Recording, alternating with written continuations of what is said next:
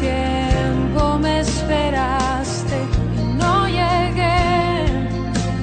Supe que me amabas, aunque huí lejos de tu casa. Yo me fui y con un beso y con amor me regalaste tu perdón y estoy aquí.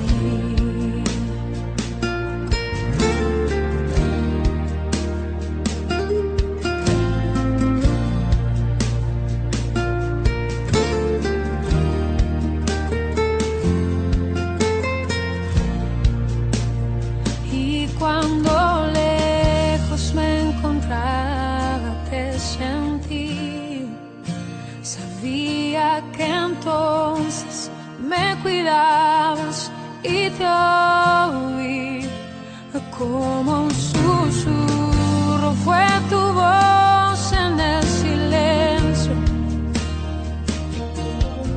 cada día me atraías hacia ti. Supe que me amabas, lo entendí.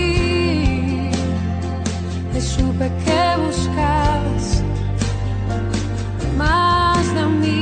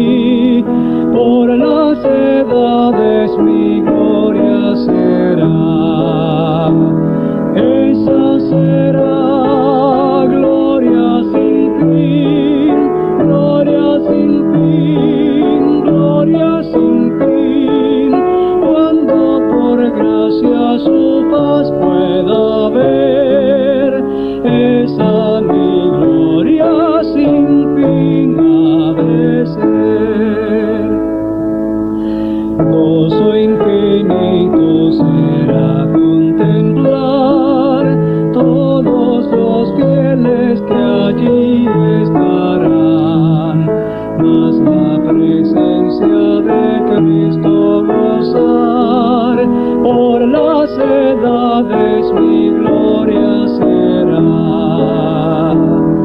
Esa será gloria sin fin, gloria sin fin, gloria sin fin, cuando por gracia su faz pueda ver.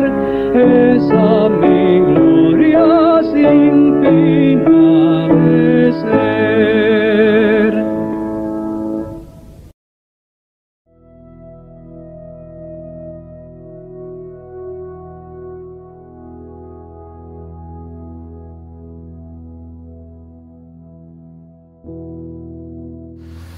Muy buenas noches, mis amados hermanos. Les amo en el amor de Cristo Jesús. Continuamos hoy con el estudio número 4 en el libro de Ruth que venimos realizando los últimos 3 miércoles. Hoy nos corresponde el estudio número 4. La lectura bíblica se encuentra en el segundo capítulo de Ruth, desde el versículo 20 hasta el capítulo 3, versículo 2. Lectura que ya ha realizado nuestra hermana Mónica Chimán. Oramos, Señor, te alabamos en este día, te damos gracias porque tú eres bueno, para siempre tu misericordia. Bendito sea tu nombre, Señor. Gracias por este tiempo que vamos a compartir este estudio, Señor, que nos edifica, que nos confronta, Señor. Oro por la vida de cada uno de mis hermanos en sus respectivos lugares. Prepara nuestras mentes y corazones para recibir esta palabra. Oramos en el nombre de Jesús. Amén. Seguimos hoy con el capítulo 2 del libro de Ruth, y en nuestro estudio anterior vimos que Ruth había regresado a la casa de su suegra Noemí. Y ante la pregunta de Noemí sobre dónde había estado trabajando, Ruth entonces le contó a su suegra que había estado trabajando en el campo de Booz. Noemí vio que Ruth había espigado mucho más que lo que podría una mujer normal trabajando en el campo en un solo día. Había recogido muchísimo más de lo ordinario. Noemí se preguntó entonces si no habría sucedido lo que ella creyó que nunca ocurriría. En otras palabras, si alguien se habría fijado en Ruth. El nombre de Booz aún no significaba nada para Ruth. Ella no sabía quién era ni sabía nada sobre su posición en la comunidad. Todo lo que ella sabía era que él se había portado de una manera muy bondadosa con ella. No creemos que a esta altura tuviera idea de que Booz se había enamorado de ella. Su suegra le había dicho que ninguno se fijaría en ella porque era extranjera. Y Ruth ya se había mentalizado con respecto a su viudez y su pobreza perpetua.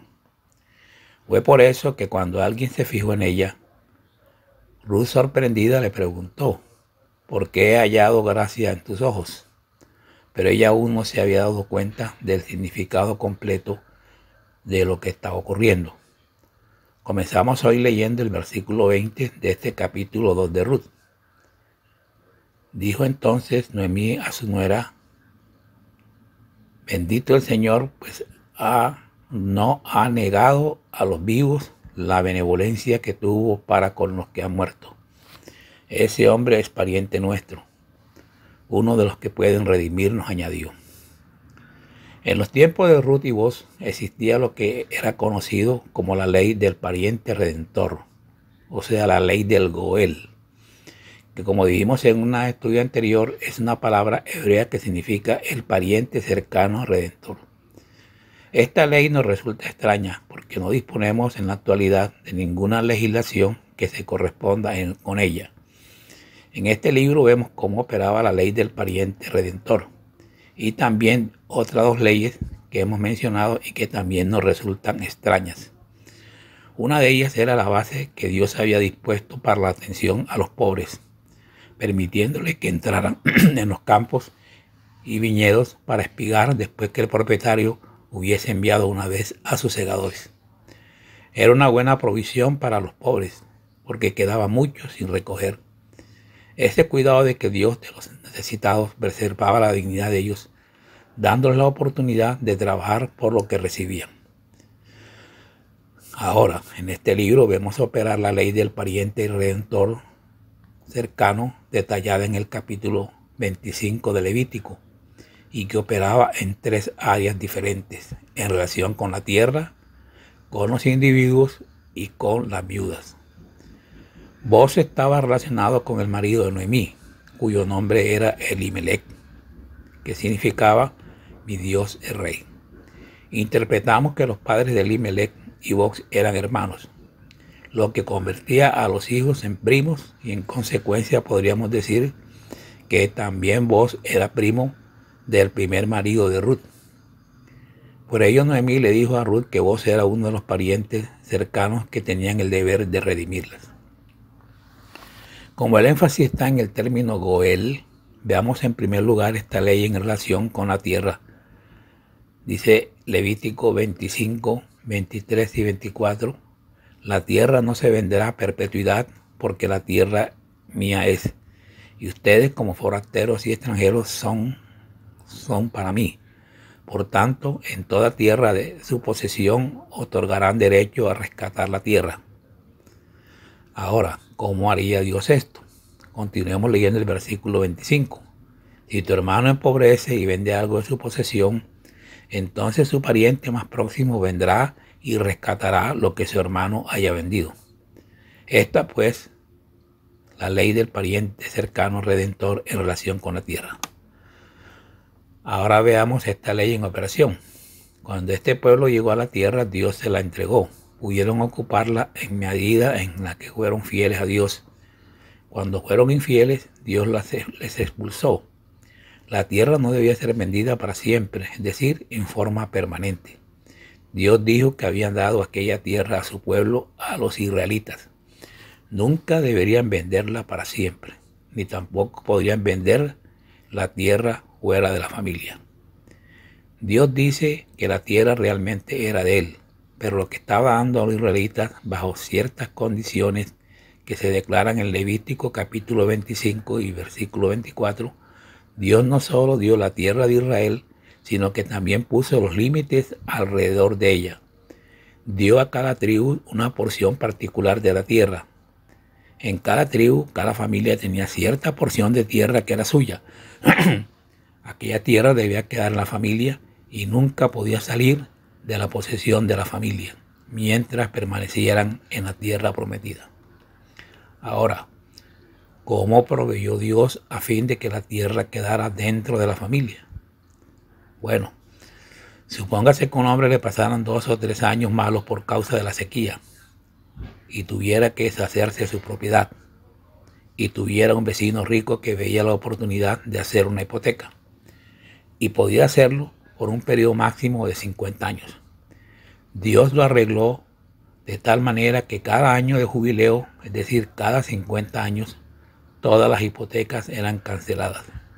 Todos los esclavos eran puestos en libertad y toda propiedad se devolvía a su dueño original. La ley hacía posible que la propiedad quedara en familia. Si faltaban 5 años para el jubileo, una persona sería insensata si concedía una hipoteca, porque la tierra automáticamente sería devuelta al dueño, fuera pagada la hipoteca o no. Ahora, esta ley se aplicaba no solo a la propiedad, sino también a las personas. En el capítulo 25 de Levítico, versículos 47 al 49, leemos: si el forastero o el extranjero que está contigo se enriqueciera, y tu hermano que está junto a él se empobreciera, y se vendiera al forastero o extranjero que está contigo, o alguno de la familia del extranjero, después que se hubiera vendido, podrá ser rescatado. Uno de los hermanos lo rescatará, o su tío o el hijo de su tío lo rescatará, o un pariente cercano de su familia lo rescatará, o si sus medios alcanzan, él mismo se rescatará. Quizás un hombre tuviera una pobre cosecha y no solamente hubiera perdido su propiedad, pero debido a la sequía o al hambre, sus hijos tenían hambre y él mismo se había vendido como esclavo para alimentar a su familia. Este pobre hombre viviría en la esclavitud hasta el año del jubileo. Si aún faltaban 49 años para ese año, pasaría un largo periodo como esclavo. Incluso podría morir en la esclavitud. Pero si tuviera un familiar rico, un día podría verle venir por el camino con el dinero para pagar el precio de su esclavitud. En ese caso, su familiar o pariente redentor, al pagar el precio, lo habría redimido, y el que había sido esclavo sería puesto en libertad. Escucha bien, mi hermano, el pariente cercano, redentor, era una figura del Señor Jesucristo. Él es nuestro pariente redentor. Por tal motivo, en el Nuevo Testamento se usa la palabra redención en vez de expiación. La expiación todo lo que hacía era cubrir los pecados, pero la redención significa el pago de un precio para que el que ha sido redimido por ese precio pudiera salir en libertad sin recibir ningún castigo. Los seres humanos fuimos vendidos al pecado. Somos siervos del pecado, según nos dice la palabra de Dios. Pero, escucha bien, Cristo pagó el precio de nuestro pecado al morir en la cruz. Ahora Cristo no solo murió para redimirnos a nosotros, sino también para redimir esta tierra. Usted y yo, mi hermano, viviremos en una tierra que está bajo la maldición del pecado. Algún día será liberada de la esclavitud de la corrupción y entonces habrá un nuevo cielo y una nueva tierra. Esta es también una parte de la redención divina. En el capítulo 8 de su carta a los Romanos, en el versículo 22, el apóstol Pablo dijo: porque sabemos que toda la creación gime a una, y a una está con dolores de parto hasta ahora. Dios sabía todo en cuanto a la contaminación, mucho antes de que esta generación sagaz supiera algo de ella. Vivimos en un mundo que tiene una maldición sobre él. ¿Cuándo nos libraremos de la contaminación espiritual que ha contaminado a los seres humanos, alejándole de Dios, y que también ha ocasionado una contaminación de la naturaleza y del medio ambiente que nos rodea, como tenemos hoy en día? Lo sabemos por todos los medios informativos, la manera como el hombre se ha encargado de destruir la tierra que Dios nos dio. Tenemos un pariente redentor. Él haya pagado el precio de nuestra redención, y uno de estos días vendrá otra vez, levantará la maldición de la tierra, y el desierto florecerá nuevamente, y Él librará a todos aquellos que han confiado en Él, como usted, mi hermano, y yo. Por ello hemos dicho que este libro revela el aspecto del amor en la redención. Ahora aquí había un hombre que era un pariente cercano redentor, pero él no tenía que actuar en esa capacidad. Más adelante encontraremos que había sido otro pariente más cercano que vos, y que tendría la oportunidad de actuar como tal, pero rehusaría hacer cargo de Ruth. Pero vos la amaba y eso cambiaría las cosas. En el caso de Dios, Él no tenía por qué redimirnos. Éramos pecadores perdidos. Si no nos hubiera redimido, aún habría continuado siendo un Dios justo y santo, pero Él nos amó. Y es así que la salvación por redención es una historia de amor. Y en este libro nos ha sido contada en un lenguaje sencillo, ilustrado por medio de esta joven extranjera del pueblo de Moab y por vos en la tierra de Israel. Ahora veamos lo que Ruth continuó contándole a Noemí, leyendo los versículos 21 al 23 de este capítulo 2 de Ruth. Ruth la Moabita, además de esto, me pidió: quédate con mis criadas hasta que hayan acabado toda mi cosecha. Respondió Noemí a su nuera Ruth: mejor es, hija mía, que salgas con sus criadas y que no te encuentren en otro campo.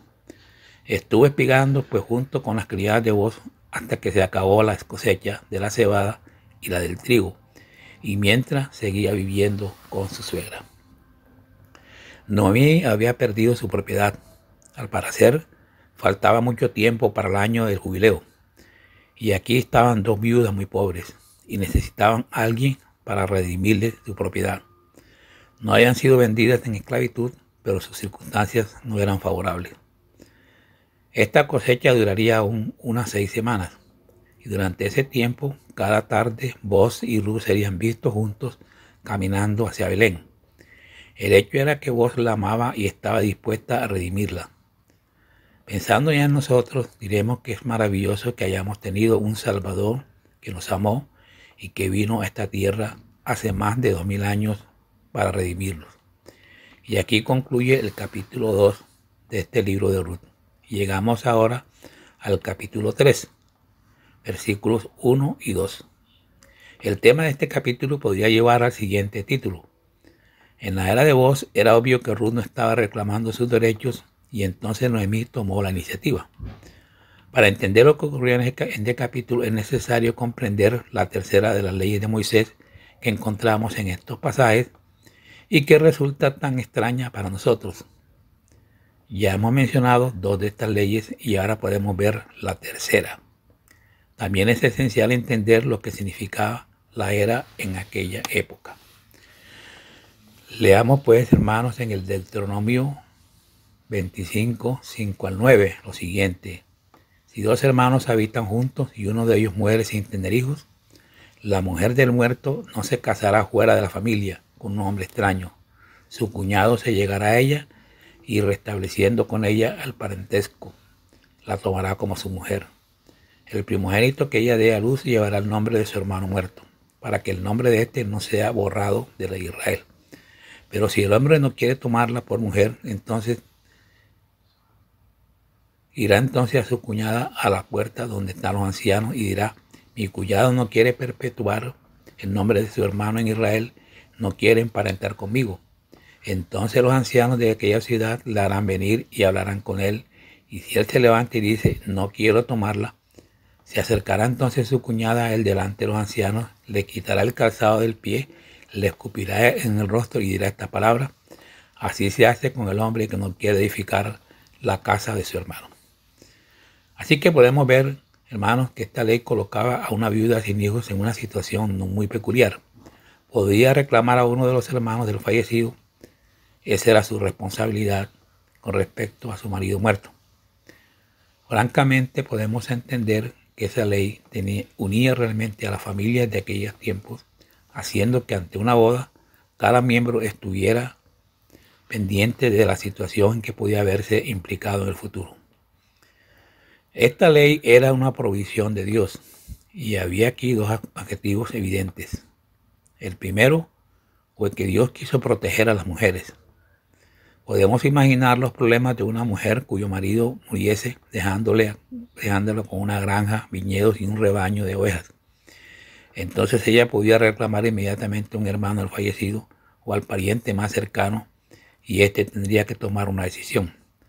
Algunos han sostenido que la Biblia es un libro escrito pensando en los hombres. Quienes así opinan no la han leído con atención. En pasajes como este se pregunta qué opciones le quedaba al hombre para hacer frente a esas reclamaciones.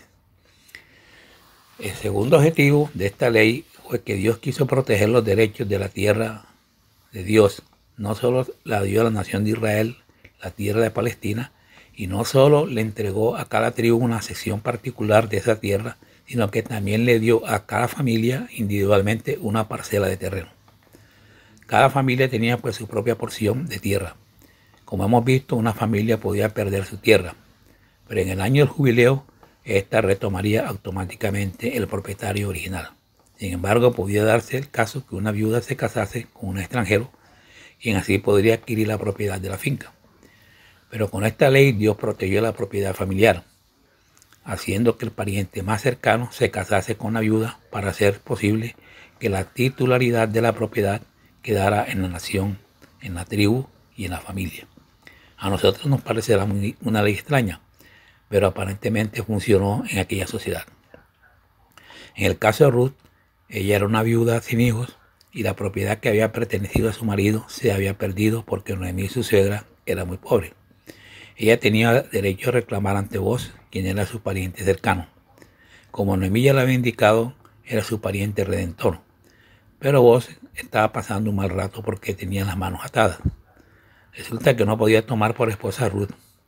Era esta la que tenía que reclamarle a él que se convirtiera en su esposo. Un poco más adelante descubriremos que había otro pariente más cercano que Boaz, a quien Ruth podría optar, si así lo desease. Boaz no sabía a quién reclamaría ella y tendría que esperar a ver qué decidía Ruth. Entonces Noemí tomó la iniciativa y le dijo a Ruth: tienes que decirle a este hombre que tú le quieres como pariente redentor. Veremos ahora un procedimiento bastante extraño, y para entenderlo debemos entender qué significaba la era o lugar donde se trillaba la cosecha en aquellos tiempos. Como ellos eran un pueblo agricultor, muchas de las leyes fueron hechas especialmente para la agricultura. El sistema legal de Moisés no era solo para los israelitas, sino también para la tierra que conocemos hoy como Palestina. La ley que aquí vemos se relaciona pues con la era y las prácticas de aquel tiempo. La era estaba totalmente situada en la parte más alta de la montaña para que el viento pudiera arrebatar mejor la paja menuda, el polvo y otros restos. En cambio, el lagar, lugar donde se exprimía el jugo de la uva, estaba situado en la parte baja de una colina, porque resultaba más fácil traer las uvas allí que hacia arriba en la montaña. Recordamos aquí que el lagar era donde el juez Gedeón había estado trillando el grano, lo hizo ahí abajo en vez de ir arriba, al lugar adecuado porque se estaba escondiendo de los madianitas. Volviendo a la era, después de que el grano fuera cortado, era traído a la era. El aventamiento del grano comenzaba por la tarde. Todas las familias que trabajaban en cierto campo, el dueño, su familia y sus siervos, acampaban alrededor de la era. En aquella tierra el viento empezaba a soplar en las horas de la tarde. Por la mañana no había brisa alguna, pero en la tarde el viento comenzaba a soplar y se llevaba la paja menuda, el polvo y la arena por todas partes. Luego, a la puesta del sol o durante la noche, el viento dejaba de soplar. Al concluir esta labor celebraban una gran fiesta, una fiesta mayormente religiosa. Al finalizar la fiesta, los hombres se recostaban para dormir alrededor del grano. Como la era tenía una forma circular, colocaban sus cabezas cerca del grano y sus pies sobresalían hacia afuera como los radios de una rueda. Descansaban de esa manera para proteger el grano de merodeadores o ladrones. Era aquel un tiempo de fiesta y agradecimiento a Dios por una cosecha abundante. Algunas fiestas de Israel, como la de las primicias e incluso el Pentecostés, estaban relacionadas con ese lugar, es decir, con la era.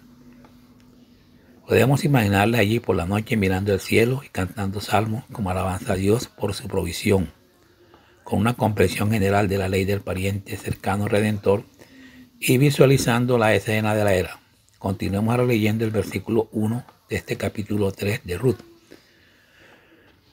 Un día le dijo su suegra Noemí: hija mía, ¿no debo buscarle un hogar para que te vaya bien?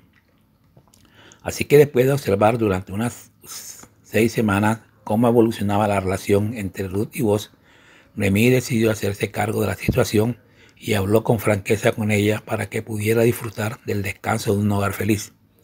Recordemos que al comienzo de esta historia, en la tierra de Moab, ella había tomado la misma iniciativa con cada una de sus nueras para que éstas constituyeran una familia. Ahora está haciendo lo mismo con Ruth. Continuemos con el versículo 2. ¿No es Boaz nuestro pariente con cuya crianza has estado? Esta noche él avienta la parva de la cebada. Según la ley mosaica, Ruth debía saber a Boaz que ella quería que él fuera su pariente redentor. Esta ley se menciona en el libro de Deuteronomio y había sido formulada de acuerdo a la cultura y las costumbres de aquel entonces. Y fue con base en esta ley que Noemí le pidió a Ruth que actuara. Al terminar hoy, vamos a recordar que la redención significa el pago de un precio para que el que ha sido redimido por ese precio pudiera salir en libertad sin recibir ningún castigo. Escucha bien, los seres humanos fuimos vendidos al pecado, somos siervos del pecado, según nos dice la palabra de Dios. Pero Cristo pagó el precio de nuestro pecado al morir en la cruz. En una época de ideas llamadas progresistas, los seres humanos se resisten a reconocer la realidad de la esclavitud que el pecado ha traído a la humanidad. Sucedió lo mismo en los tiempos de Jesús. Según nos relató el evangelista Juan, dice que un día Jesús le dijo a los judíos: conocerán la verdad y la verdad los hará libres. Ante esta afirmación ellos reaccionaron rápidamente y respondieron: somos descendientes de Abraham y jamás hemos sido esclavos de nadie. ¿Cómo dices tú, seré libre? La respuesta de Jesucristo ante aquella pregunta es válida para hoy y escucha. Se la recordamos para que usted la reciba como una invitación personal de Dios, porque con tal propósito fue registrada en su palabra. Dijo Jesús en aquella ocasión: todo aquel que practica el pecado, esclavo es del pecado. Y añadió Jesús, hablando de sí mismo: pero si el Hijo los liberte, seréis verdaderamente libres. Continuaremos en el próximo miércoles con el estudio número 4. Señor, te damos gracias por esta palabra que hemos recibido. Que esta palabra, Señor, nos edifique, que esta palabra siempre nos recuerde que tú eres el Dios de ayer, de hoy y por los siglos. Gracias, Señor, porque tú has sido que nos has hablado por tu Santo Espíritu a través de tu siervo. Que lo que hemos aprendido hoy, Señor, no solamente sea oído, sino que lo pongamos en práctica. Le damos gracias, Señor. Oramos en el nombre de Jesús. Amén.